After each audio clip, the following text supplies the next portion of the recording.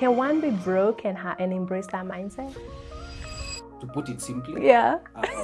It's true. it's true. What made it so easy for us is the fact that we weren't solving someone else's problem, we are solving our own problem. Right. Yes. So then we need more African solutions, and then understand the context of Africans building globally, Right. Africans building for Africa, Africans creating value for the continent and for the rest of the world. So I walked into a bank, zero money, zero. I knew I don't have any money to. All I have is a 2,000 shillings, the minimum account balance they need for to open that account. Yeah. But then I went there and I'm like, can I speak to the branch manager? Most of the opportunities I've missed is because I was waiting for perfection, right? I was waiting to get to the point where everything is, and I'm at the best of my skill to just get things done. But honestly, in today's world, it's just get started, get something out, and move on from there, act on feedback. Wow.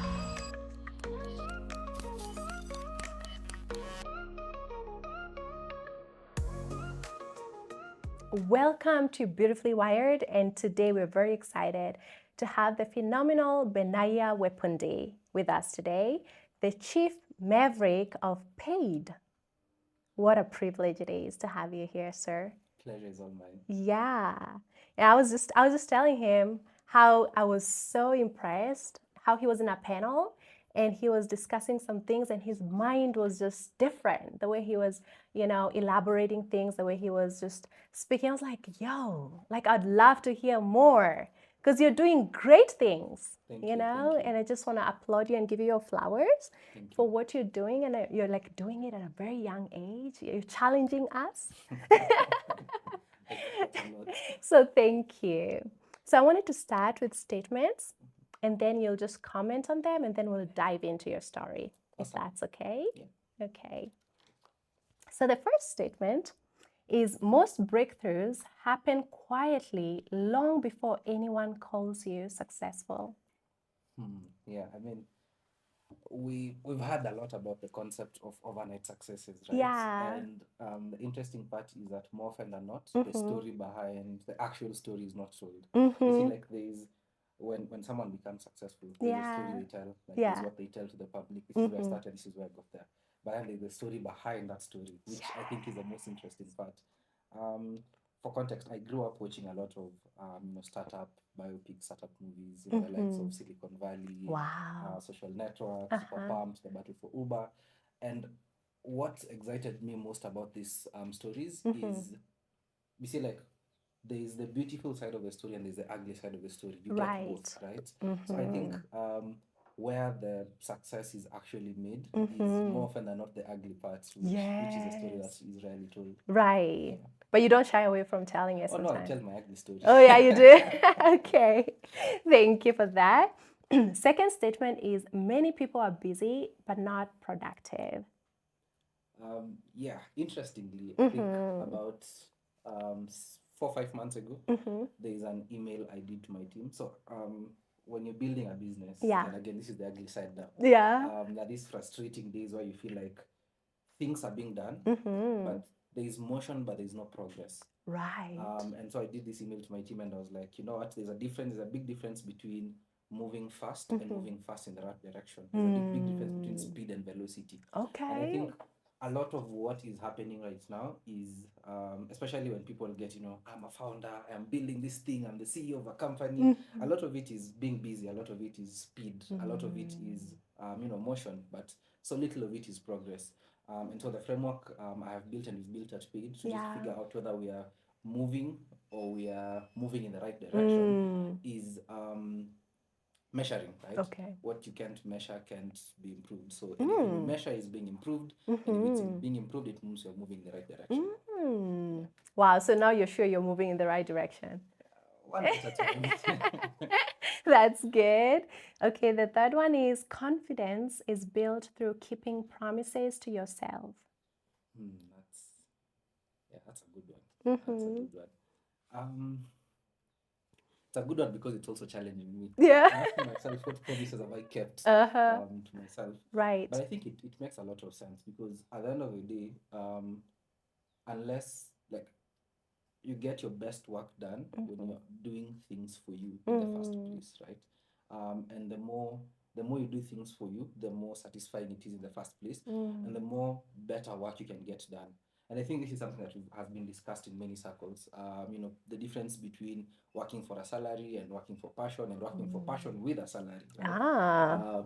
So I think at the end of the day, where confidence comes from is getting good work done, quality work done, getting stuff that makes you proud. Because if I'm proud of building paid, then I'm confident about talking about paid, right? And if I'm doing paid because I actually love building and I love where paid is going and I love the direction and also the output that paid is going to give to me, then I'm more confident about even myself, because I feel like there's some worth attached to what I am as a person. Right. So I think it generally makes sense. Okay. Thank you. All right, on to the next. If you are not embarrassed by your first product you launched too late.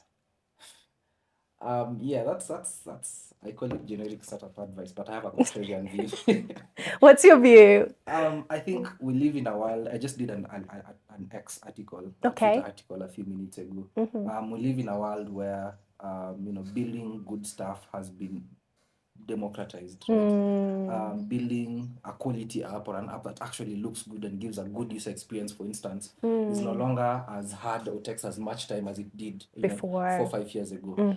So I don't think being embarrassed by your first version is a quality or a good metric to I measure also where don't you're think at. so. I think people should just ship quality stuff. Yeah. Ship quality stuff. Yeah. That's the mark of greatness, because today you're competing with a 24-year-old who can build something that you can Come also on. build. And a 24-year-old is competing with a 14-year-old who can also Right. build what you can build. There's that. So I mean, you can keep getting embarrassed, or you can just ship quality stuff. Oh shit. Oh gosh. Okay. I hope y'all are getting that. Okay, the last one in this category is the most expensive mistakes in business usually come from ignoring your instincts. Yeah. Yeah. That's From ignoring your instincts. also a good one. I think it's two-pronged, right? So Paid is a team of 4 co-founders, and 2 of my co-founders have heavy data backgrounds. One is a data scientist, another one has done a master's in data engineering. Wow. So you can imagine how important data is to the team. But then 2 of us are, for lack of a better word, dropouts. So it's 2 dropouts and 2 learned data people. Yeah. And so that blend gives us a perfect balance. That's what I'm saying. It's two-pronged, right?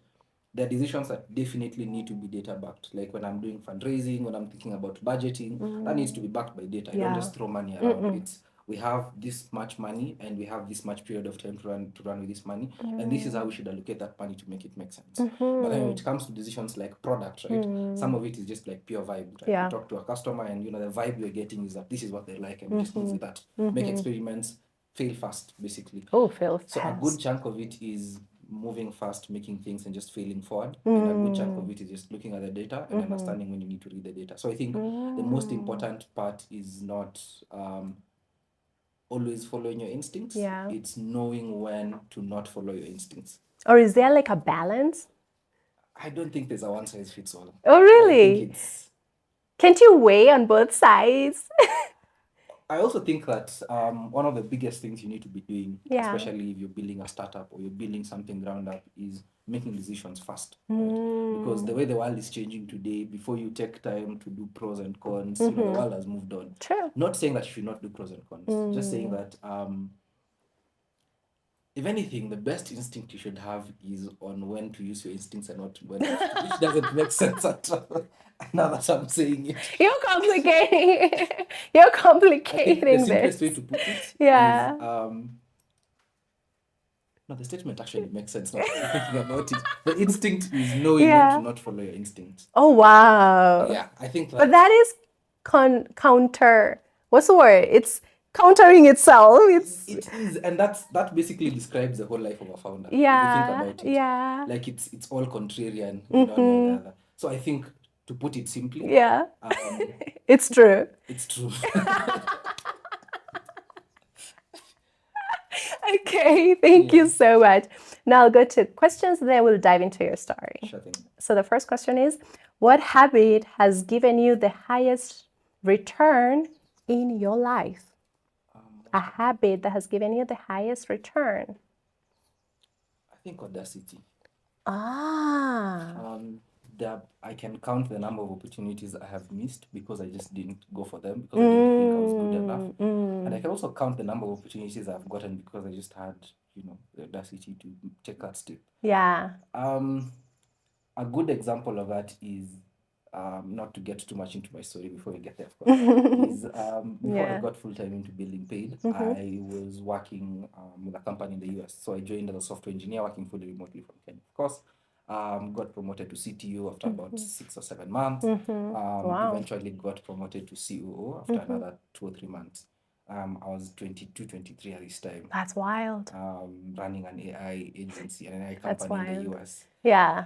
How I got to moving from software engineer all the way up was pure audacity, right? Wow. So I remember when the AI consulting was being formed, and the CEO was talking about, we're forming this new thing, we're looking for guys who can work on this and run it. I was like, you know what, I think I can do it. I'm pretty good with AI and with business. At that time I had, I think, shut down 2 startups.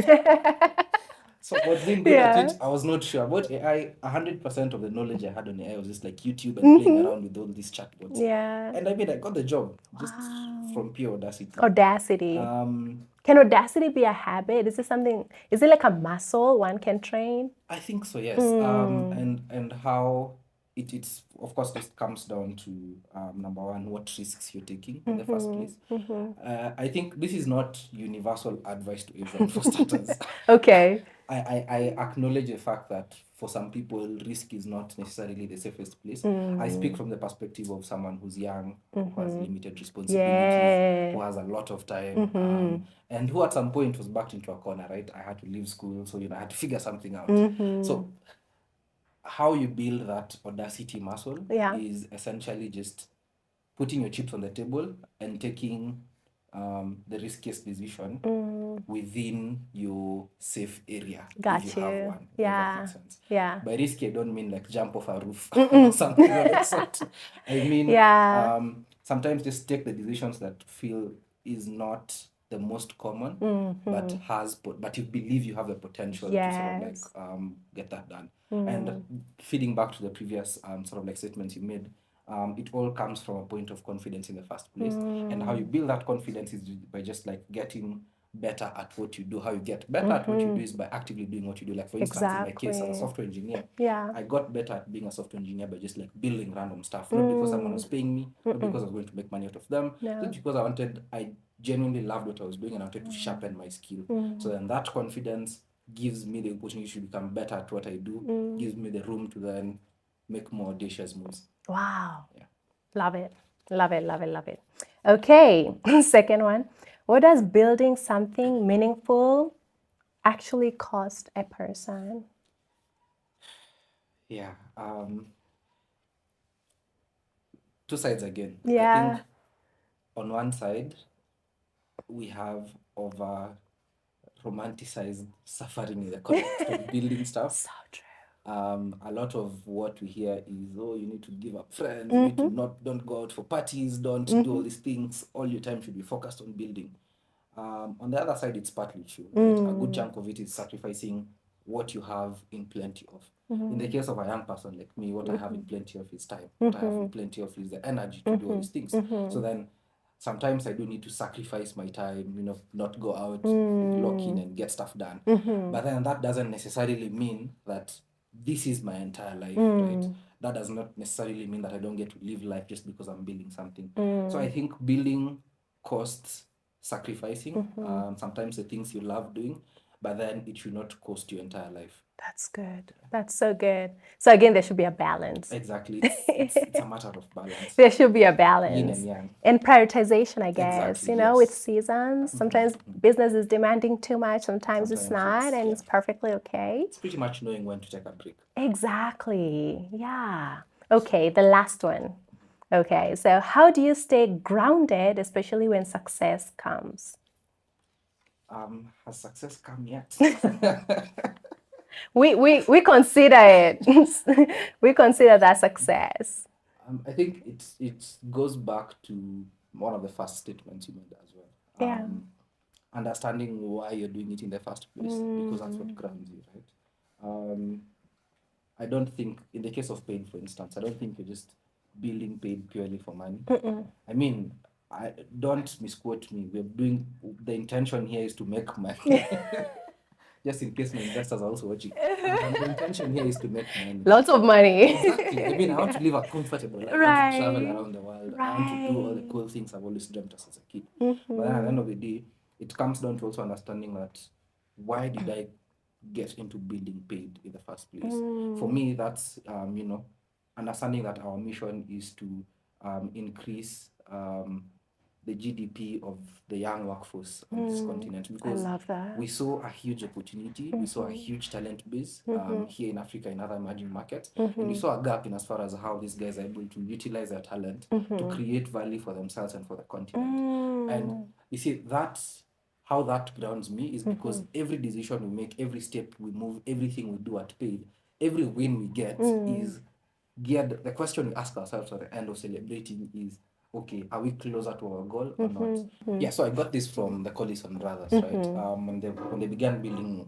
Stripe, everyone was looking at Stripe as another online payment gateway. But then they brought up this slogan, or this statement, where they're like, we're on a mission to increase the global GDP of the internet, which at best level doesn't sound like anything. It sounds like, just a made up statement. When you think about it clearly, today's Stripe moves a good percent. I think it's about close to 10% of global of the value of the global GDP moves on Stripe. That's a lot. That's a lot. So then that has grounded them in as far as what acquisitions they're making, what decisions they're making as a business towards moving to that goal. So it's pretty much the same with paid. What grounds us is just understanding that our mission is increasing that GDP for the global workforce from the emerging market. Wow.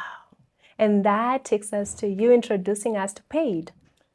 Amazing. Yeah. So paid, in the simplest terms possible, is how you get paid, as the name suggests. On a serious note, work has gone global, especially since 2020. We've seen gig and remote work 5x. Yeah. And the opportunity here is that emerging markets, talk of Africa, Latin America, and Southeast Asia, have a bulk of young people quickly adapting technology, quickly growing their skills, while the rest of the world, especially Europe and North America, has a huge shortage of talent, right? Talk of technical talent and skilled labor. The opportunity here is that a lot of young Africans are getting gigs outside the country. Be it remote work, be it gig work. Me being an example, before I got fully into paid. Yeah. But then money still moves at the speed of money. Right? Yeah. Money has been, how global money has been built is to work with traditional banking. So essentially what you're building at paid is just a simple way for this global talent to get paid globally. We have coverage in about 35 countries today. Supporting over 30,000 gig workers, remote workers. Wow. Moment there for a good club. Oh, these days is snapping. Or it's, what is that thing? Gosh, clocking it. Oh, clocking it. It's a clocking it moment. Okay. We're moving about $2 million worth of value month on month. So yeah, we are. That is good. Getting guys paid globally. Wow. And this is being done by a 25-year-old, y'all. No excuse. Not alone, though, with a team of other 20-something-year-olds. Exactly. Same point. All right. So now take us straight to your story. Wherever you want to get us from. Where do I start? So, in the beginning, I was born. Yes. No, on a serious note. I think where my story starts properly is where does it start properly? I think post-election. Yeah. Post-election, because I think that's a point where, as a very young kid, I think I was about 5-6 years old. I got this feeling that something is wrong in the world, right? Because I was born in Kericho. Okay. That's in Rift Valley. It was one of the hotbeds during post-election. And I remember seeing houses go up in flames. So a good chunk of the violence. Of course, we moved around for a period of time.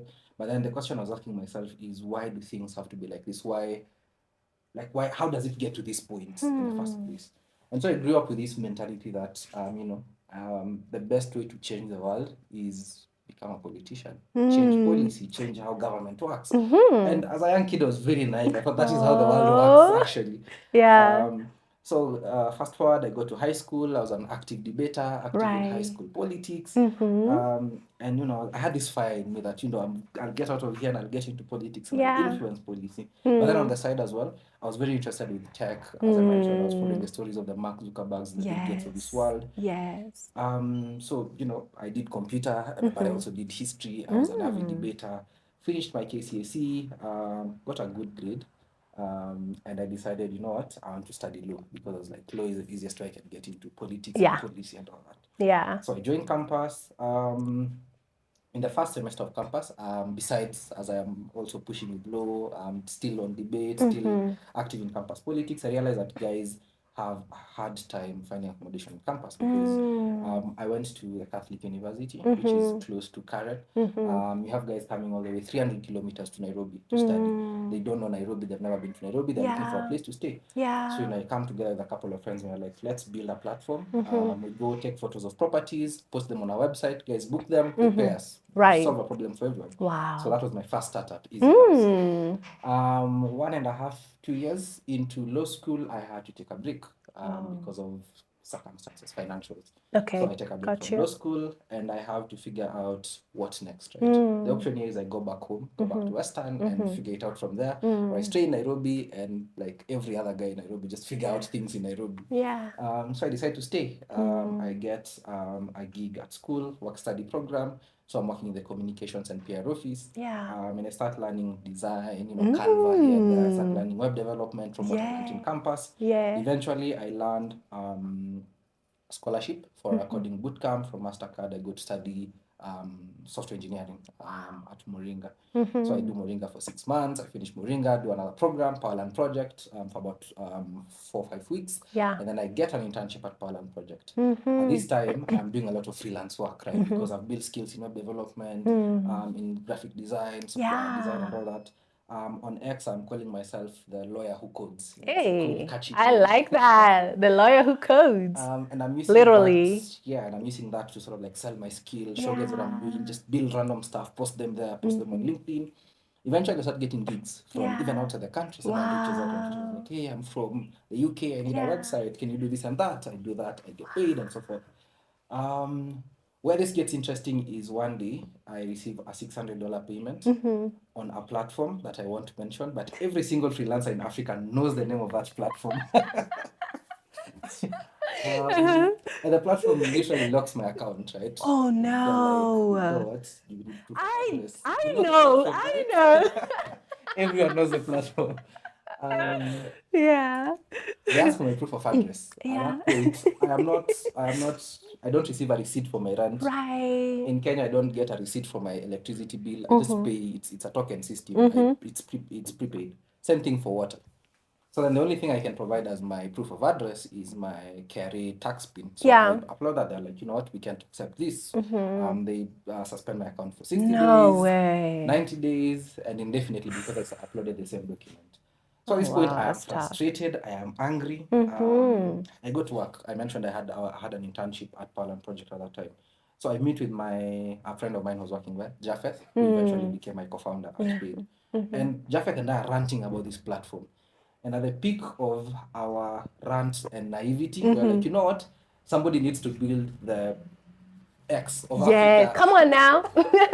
So, you know, we're like, what? We're like, somebody needs to build a platform for African gig workers to get paid globally. 100, yeah. We put up a WordPress site, the most basic form of building a platform, a WordPress site and a form. Okay. And tell guys on X, you know what, we're building this for Africa.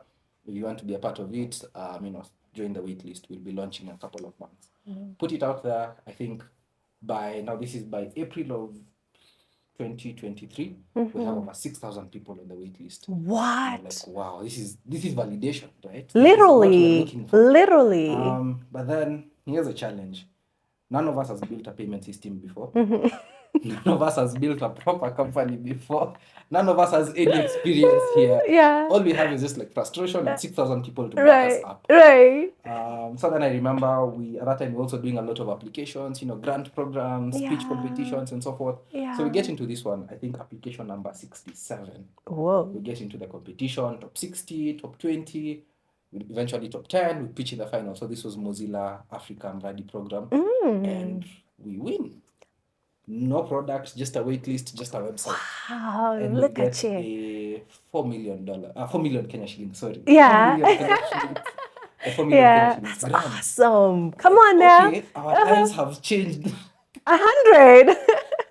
Just like that. Around the Yeah. same time, one of my mentors, trainers at Moringa School, Diana, Yeah. reaches out and she was like, "You know what? I saw what you guys are doing on X and I'm interested in being a part of this." Yeah. So Diana joins us as our third co-founder. Diana has Right. worked at a bank before. She's worked at a non-bank. She's Wow. worked with gig workers at Moringa, so she understands this a little bit better. She's the second time founder too.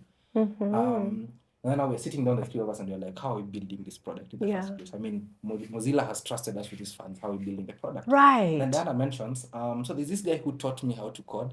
He's worked at a couple of the top fintechs in the continent, and he's very skilled. Yeah. We jump on a call with him, and that's Vincent, our fourth co-founder. So then the team of Mavericks is formed. And Full circle right there. full circle. Yeah. We start building by August of 2023. Okay. We launched the first version of the platform. 2023. How old were you by I that was time? 21. Oh my gosh, that's incredible. It's around the same time that I'm getting this gig in the US. I'm starting to work in the US, so at least we have additional funds on this other side. And you're working remotely? Yes, and I'm working Okay, fully got remotely. you. So it picks up from there. We had a couple of setbacks. We shut down the app a couple of times. Oh, wow. Because the process of building is a continuous learning process. It's You learn early, true. learn often, fail fast, fail forward.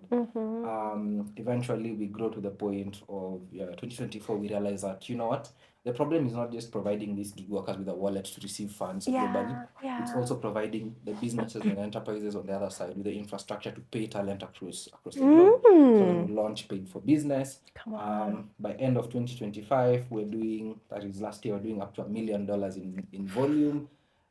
We break even, we get our first investors, and it's all. It looks, when I look back, it looks like a very simple and straightforward story. But it was a rough terrain in the beginning. That's basically how Paid gets born. And here we are. And here you are. That's incredible. Like, that is so inspiring. I think the question I'll ask is, at what point were you guys like, seriously, like, we're doing this? At the beginning, it was a frustration and okay, fine, I think we have a solution. And then it hits you like, dude, we are like, bruh, we're doing this. I think the point at which it all became real was the first time somebody moved money on the platform. Right. And it wasn't someone we know. Come on. It wasn't us. It wasn't someone within our circle. Somebody random signed up, moved money on the platform. And we're like, okay, wait, this is actually happening. Wow. And I think what that moment sort of like showed us is that all it takes is just like identifying where people see a problem, you see an opportunity, and just doing something about it. However simple, however basic. Because I remember the first version of the platform, which the guy moved money on, was like a very simple web app where we had integrated M-Pesa on one side and integrated Stripe on the other side. You could get a payment link on the platform, share it with your client, they pay like they're checking out online normally, receive the funds, we start leaving your cash wallet, you pay out to M-Pesa. Super simple. Today, we support, you can get a US bank account, a Euro bank account, 35 payment methods and all that.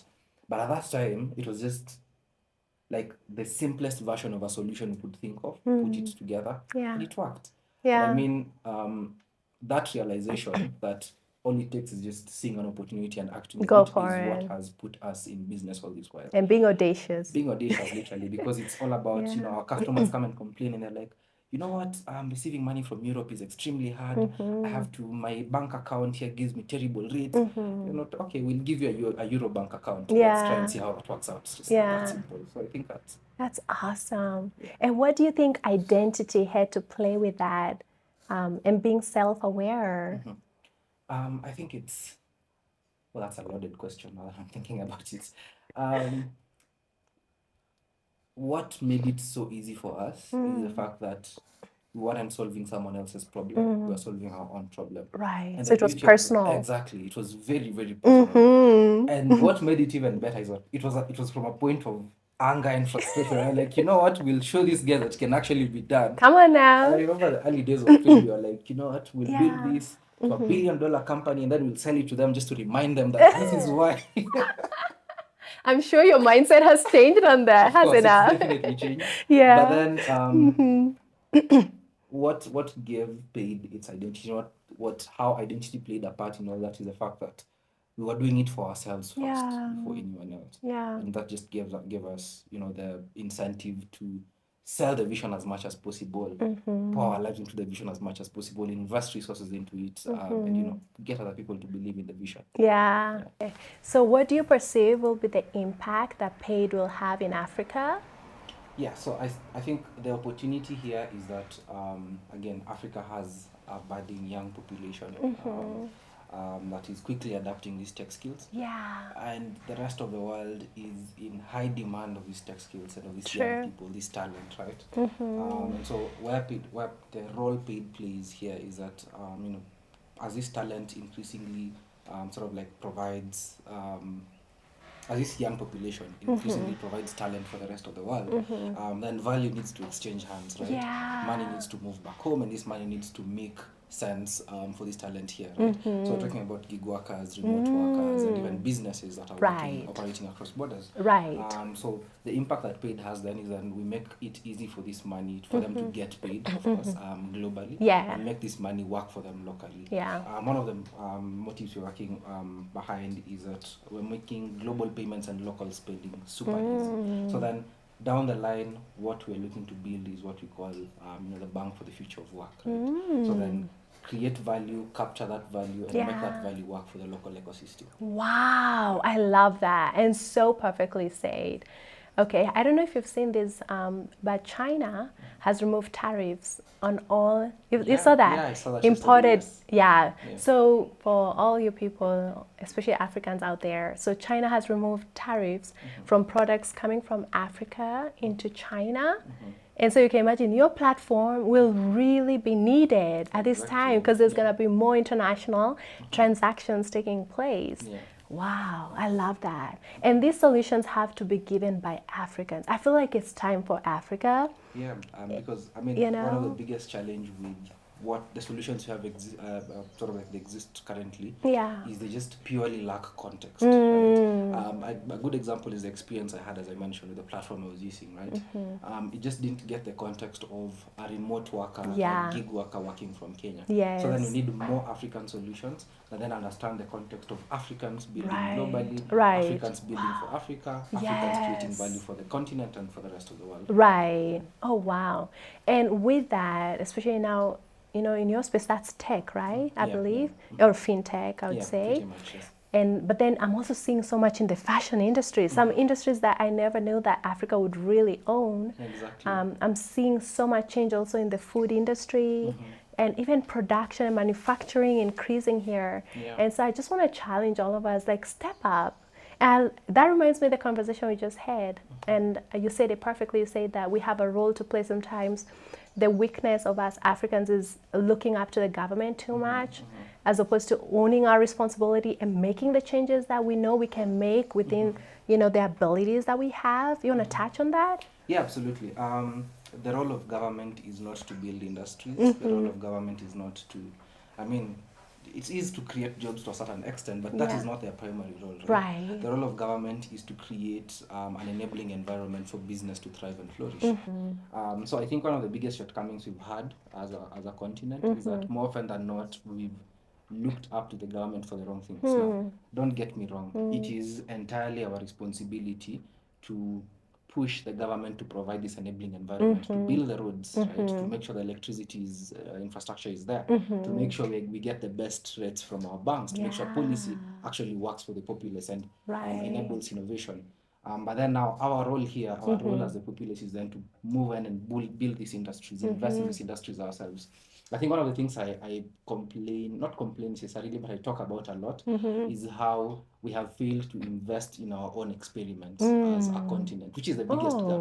Because when you compare, Africa and Europe, even just to compare Nairobi and Silicon Valley, for instance, there's a huge disparity because in Silicon Valley, there's a lot of capital going around for experimentation purely, right? So the more we are willing to invest in our own industries, invest in our own products, invest in our own people to build more, I think the more we can then create more value both for ourselves and for the rest of the world. The more we can get a seat at the table, the global table, as producers and not just as consumers. Exactly, 100%. Wow, and PAYD is already doing that. And in terms of employment, I think, because that is the one thing that I'm so concerned about. Like, lots of people are leaving universities, and you see people entering into depression because they're applying all over, but then there's so many numbers. And so what would be your comment on that, especially people who know deep inside, like yourself, you had the ability to create, but it took frustration for you to be pushed hard enough or stretched enough to start. But speak to that person who is thinking, hey, I know I'm wired to create, but I don't think that I have the experience. I just finished campus, or I'm maybe in third year in campus, but I want to dare. What would you say to such a person? I think one of the beauties of the times we live in right now is how much information is decentralized. You don't need to go to a classroom to become a software engineer. You don't need to go to a classroom to become a content creator or a videographer. It doesn't mean that going to a classroom doesn't make you good at anything. It just gives you a step ahead, right? So then, you've recently graduated from campus, or even currently in campus. My biggest advice to you would be, take advantage of all the available information out there. Identify a niche, identify something you want to do, and just learn everything and anything you can about it, right? Pick up as much information, because again, one of the benefits I see about being young at this age is that you have the time, you have the energy, and you have access to the resources. Like, for instance, access to AI, while still comes at a cost, a good chunk of these AI tools have free plans, right? It means there's so much you can already do without having to spend anything. 100%. While I fully understand the context that some people lack access to the resources, like people lack access to the computers and so forth and so forth, I think we're slowly getting to a point where more of this basic infrastructure in quotes is more accessible. So then it's just taking advantage of what skills you get at hand. And it's like daring, right? I love to an extent, I love what Instagram and TikTok has done to our young audience, because everyone is a creator nowadays, right? All you need is a phone and just the audacity to shoot something and put it out there. And while, again, of course, I'm not saying it's an overnight success, it's considerably easier to get the attention of people. And one of the things I believe in is that we live in an attention economy, and the more attention you're able to get, the more you can unlock value and opportunity from that attention. Right. Today, people are paid to sell products just by virtue of having followers. Right? So I think that's the beauty of this, the world we live in. Opportunity is very much decentralized. It's a new era. It's a new era. Right. And that, earlier I asked you a question. I was like, what does beautifully wired mean to you? What does it mean to you on a personal level? I think it's how we are as human beings. We are sophisticated in our own simplicity. Right? Like being, every single person is unique in their own way. Right? It might not look like, so it might look like we're all people, we're all, say, students in a class, we're all people of a certain age bracket, but everyone has a unique insight to a certain topic, everyone has a unique opportunity in a certain angle. Right. And I think that is what beautifully wired means to me. It means that, as a person, I am not purely built to fit the mold. That there's something I can do different, and there's a way I can sort of like recreate my destiny, for lack of a better word. Right.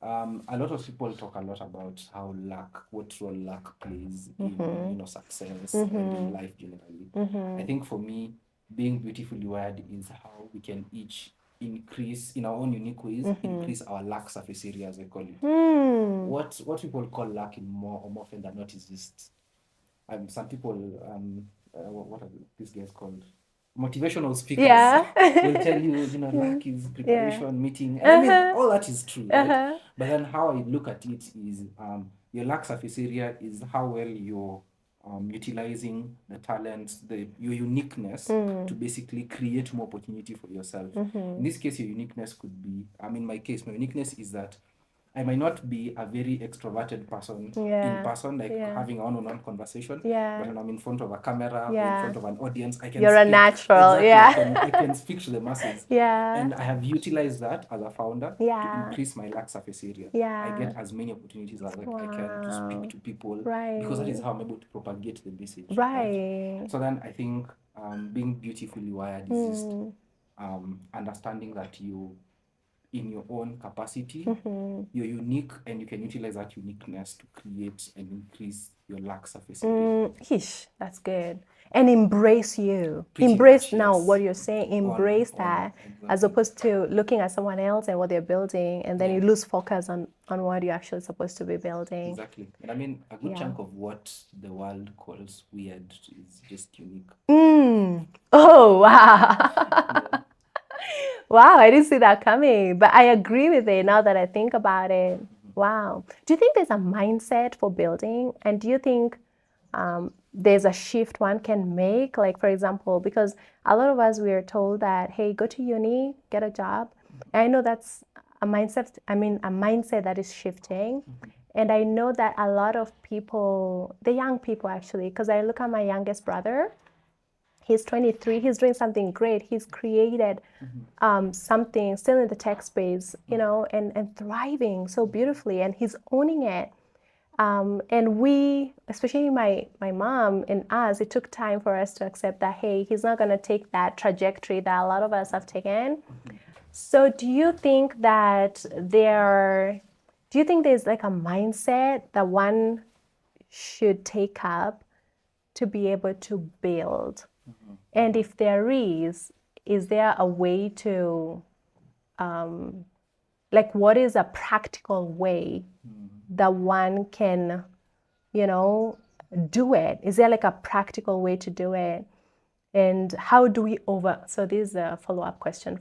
I hope you remember it. We have a good memory, you remember it. And do you think personality has a role to play as well in terms of what you do and what you go for?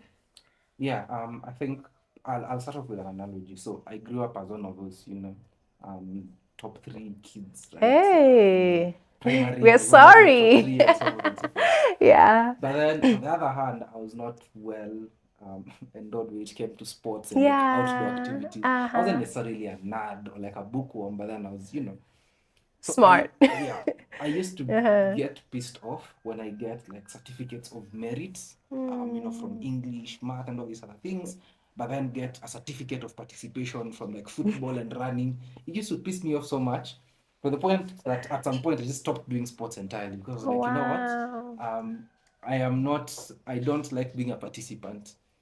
That's a bad analogy to use, but that's the best way I can put the mentality of sort of like shifting to more ownership, more building, more creating. It's asking yourself, do you want to participate or do you want to own? Do you want to participate? Do you want a certificate of participation or do you want a certificate of merit? And I think a good chunk of fitting into the mold is just participating, right? It's finish campus, get a job, and live a comfortable life.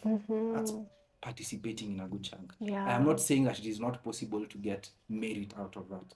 I am just saying that that is what we've been taught as what it should be, but that's not purely what it is, right? Because the same way I got certificates of merit from class and certificates of participation from sports, at the same way you can flourish in that path and you can also flourish in another path. So then I think how I look at it is asking yourself, what is your end goal? Is your end goal ownership or is your end goal just participation? Yeah. And you have to define it. You have to define it. Wow. And now what role personality plays in that is, answering that question literally shapes how you think, how you act, and how everything around you, how your life is basically wired. Because when I'm thinking about, as an owner, when I think about how to basically like propagate what I'm doing, I think about how do I own the narrative, how do I sell that narrative, how do I tell people about PAYD, how do I tell people about what I'm building. When I'm thinking about participation, my primary instinct is how do I how do I satisfy the mold, right? How do I do the bare minimum? How do I hit the standard?